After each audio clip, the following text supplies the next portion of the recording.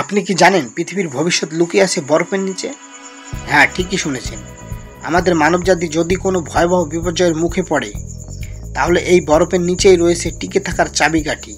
পৃথিবীর শেষ প্রান্তে নরওয়ের আর্কটিক সার্কেলের গভীরে বরফের নিচে লুকিয়ে আছে এই অদ্ভুত জায়গা, যার নাম স্কলবার্ড গ্লোবাল সিড ভোল্ট।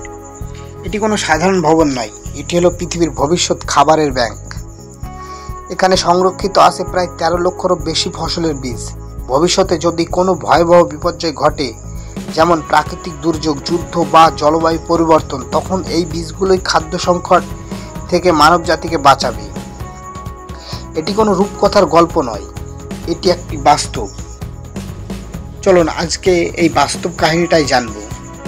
সারা বিশ্বে প্রায় 1700-এরও বেশি জিঙ্ক ব্যাংক থাকলেও যুদ্ধ, প্রাকৃতিক দুর্যোগ বা যান্ত্রিক ত্রুটির কারণে সেগুলো সহজেই নষ্ট হয়ে যেতে পারে। সিরিয়ার গৃহযুদ্ধের সময় এটি আন্তর্জাতিক জিঙ্ক ব্যাংক তার মূল্যবান বীজ হারিয়ে ফেলেছিল, কিন্তু স্কলবার্ডের ভল্ট থেকে বীজ ফিরিয়ে এনে সেই জিঙ্ক ব্যাংকটি আবার নতুন করে গড়ে তোলা সম্ভব হয়েছে। এই ভল্ট মানবজাতির খাদ্য নিরাপত্তার জন্য একটি চূড়ান্ত সুরক্ষা ব্যবস্থা হিসেবে কাজ করে। স্কলবার্ডকে এই প্রকল্পের জন্য বেছে নেওয়ার প্রধান কারণ এর ভূরাজনৈতিক স্থিতিশীলতা, ভূমিকম্প মুক্ত অবস্থান এবং পার্মাফ্রস্ট। মাটির নিচে থাকা এই চিরহিমায়িত স্তরটি বীজের জন্য প্রাকৃতিক ফ্রিজারের কাজ করে। ভল্টের ভিতরের তাপমাত্রা 18 ডিগ্রি সেলসিয়াস রাখা হয়।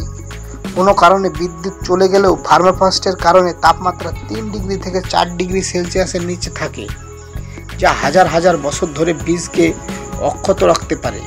ভল্টটি সমুদ্রপৃষ্ঠ থেকে অনেক উঁচুতে অবস্থিত, তাই বন্যার ঝুঁকি নেই।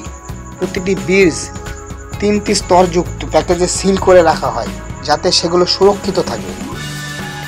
এই ভল্টের ধারণ ক্ষমতা প্রায় 4.5 মিলিয়ন বিভিন্ন ফসলের জাত।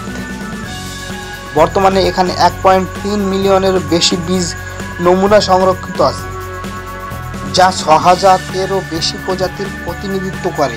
প্রধান খাদ্যশস্য যেমন ধান, গম, যব এবং ভুট্টা থেকে শুরু করে বিভিন্ন ধরনের ডাল এবং সবজির বীজও এখানে রয়েছে। পৃথিবীর প্রায় প্রতিটি দেশ থেকে এই বীজগুলি সংগ্রহ করা হয়েছে। এই বীজগুলো ব্যবহার করে বিজ্ঞানীরা নতুন ধরনের ফসল তৈরি করতে পারে, যা ভবিষ্যতে জলবায়ু পরিবর্তন বা অন্যান্য চ্যালেঞ্জ মোকাবেলায় সাহায্য করে।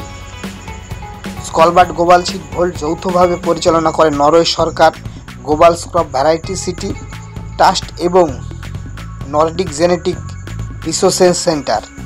এটি একটি ব্ল্যাক বক্স সিস্টেমের অধীনে পরিচালিত হয়, অর্থাৎ যে প্রতিষ্ঠান বা দেশ তাদের বীজ এখানে রেখেছে শুধুমাত্র তারাই তাদের বীজ ফেরত নিতে পারবে। এটি কোনো গবেষণার স্থান নয়, বরং এটি নিরাপদ বীজ ব্যাংক।